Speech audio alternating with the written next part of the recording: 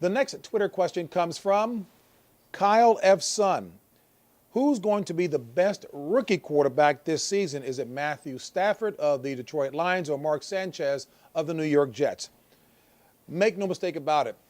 The success of a rookie quarterback still depends upon the kind of team that he's playing with. You have but to witness Matt Ryan, the outstanding sophomore quarterback with the Atlanta Falcons, and Joe Flacco with the Baltimore Ravens. Both were surrounded by excellent teammates, offensively, defensively, and special teams. So in that case, I would go with Mark Sanchez. Rex Ryan, the first-year head coach with the New York Jets, has a stellar defense, and Sanchez has some nice weapons around him. I think Sanchez has the nod right here because Detroit still a long ways to go. And that means that's not knocking Stafford at all. I think Stafford is going to be a good quarterback, doesn't have the same complement of players.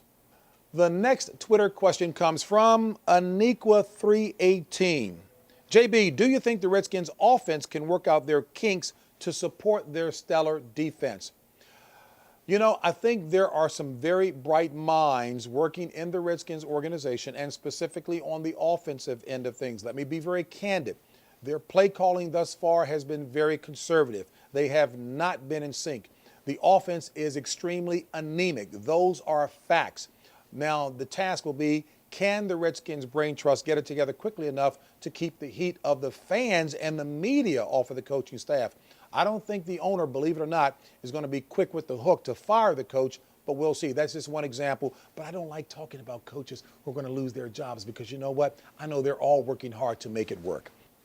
The next Twitter question comes from J.G. Hyder, and it says, out of all the sports and leagues you've been a sportscaster for, what was your favorite to report on and why? This is going to sound like a politically elusive answer that I'm giving you because I like them all. I was a basketball player, despite the size and girth that you might see right now. Football is probably where most people know me in terms of having been associated with the sport for over 20 years now.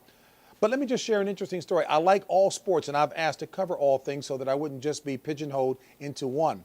I was asked when I was at Fox many years ago to co-host the National Hockey League pregame show. So when I was introduced to the national press, they were asking me all kinds of questions. JB, what's a two-line pass? JB, what's icing? JB, do you understand line changes? I said, folks, why don't we take the veneer off the questions? I know what you're driving at. You're trying to understand what I know about hockey. I said, let me be honest with you.